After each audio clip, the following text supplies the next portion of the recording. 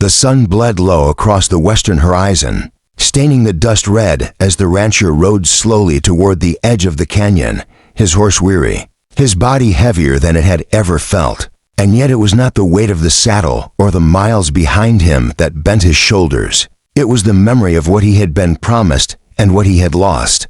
Because men like him did not ride for gold or land or glory.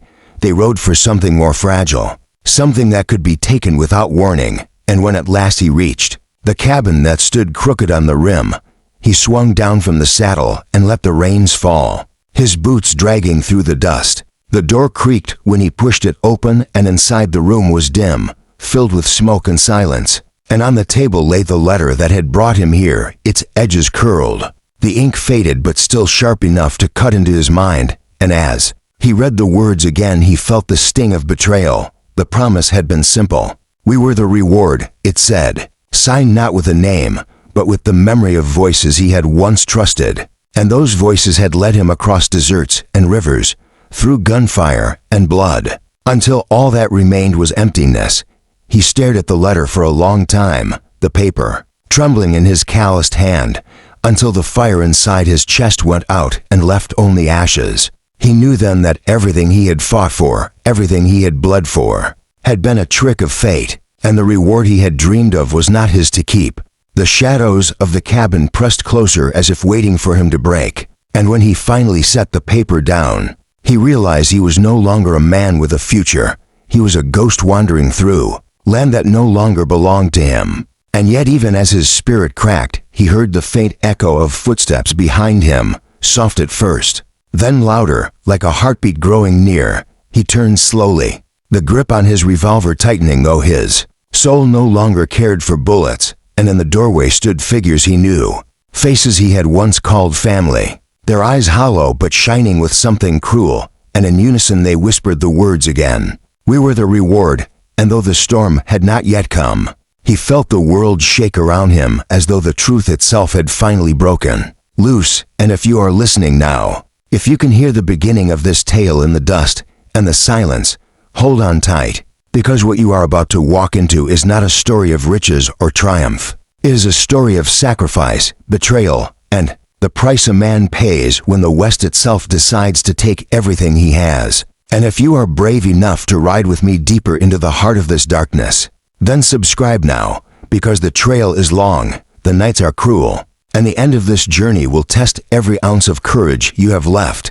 The night had fallen, heavy over the canyon, stars scattered like broken glass across the sky, and the rancher sat alone by the dying fire, the letter still burning in his pocket like a brand against his chest, his horse restless in the corral, stomping and snorting as though it too felt the weight of unseen eyes, watching from the darkness. And though he tried to push the words from his mind, "We were the reward," they clung to him tighter than any chain. The faces he had seen in the doorway haunted him still, hollow-eyed, familiar, accusing, and he wondered if they had been flesh or specters, men or memories. Because in the West there was little difference.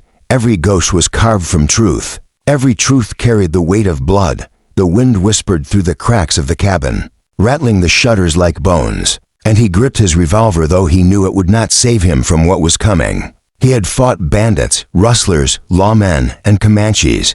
He had faced hunger, thirst, and storms that buried men alive.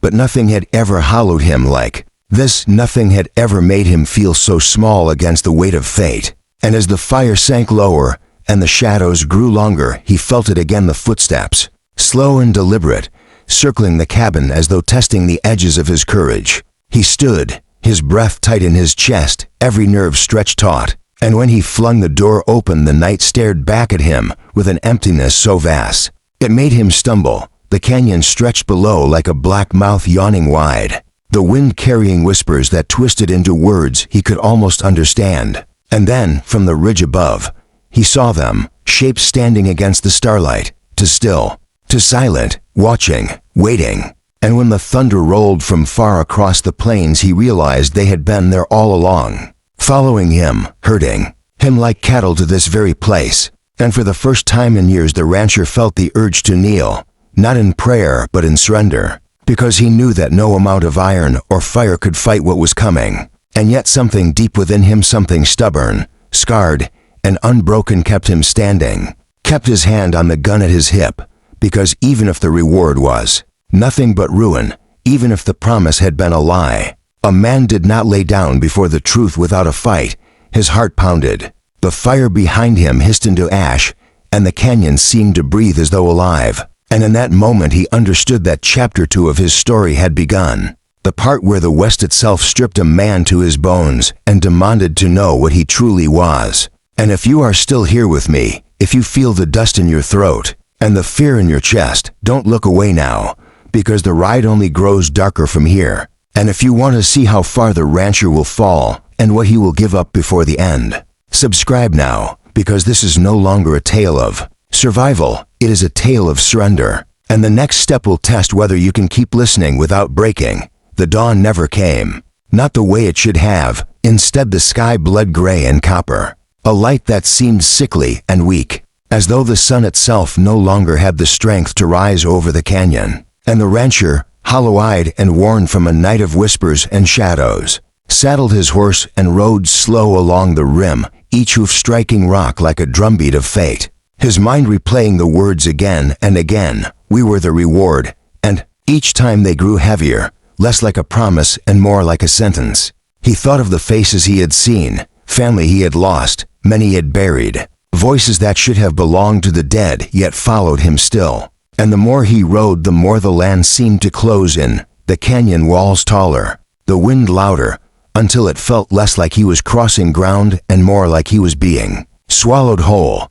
He found himself at the ruins of an old mission, its stones broken, its bell long since fallen into the dust. And there he dismounted, drawn not by choice but by something deeper, a pull that tugged at the marrow of his bones. He stepped inside the crumbling arch, and the silence struck him harder than any bullet. The air was thick with the weight of prayers that had never been answered, and on the floor in the center of the ruin lay tokens, bones, rosaries, scraps of letters like the one in his pocket, offerings left by others who had come before him and failed. He dropped to his knees without meaning to, his revolver clattering to the stone, and the sound echoed like a death knell through the hollow mission. The ground trembled faintly, and in the silence he heard them again, the footsteps, the whispers, the words threading together until they filled the air around him. We were the reward. We were the price. We were the blood that bound the land. And as he lifted his head, he saw them, the figures from the ridge,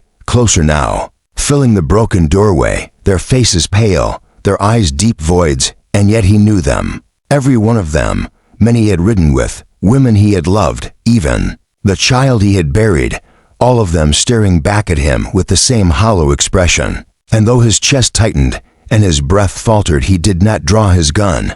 He only stared, because in that moment he understood what it meant, that everything he had ever loved, everything he had fought for, had been nothing but the West's way of weighing him down, stripping him of flesh and soul until only surrender remained. And still he refused, still something inside him fought against the tide. His voice cracked and raw as he whispered into the silence, "Take me, but not them." And the canyon shook with the sound of their laughter, dry and cold, because they were not his to save. They were the reward and the price all at once. And as the mission walls groaned and the stones shifted like teeth closing around him, he realized he had only one choice left: to stand or to kneel. And the choice he made would shape not only his end but the legend that followed. And if you are listening now, if the dust of this story is already in your lungs and the weight of it pressing on your chest, don't turn away, because the next part is where the West itself decides what kind of man he truly is.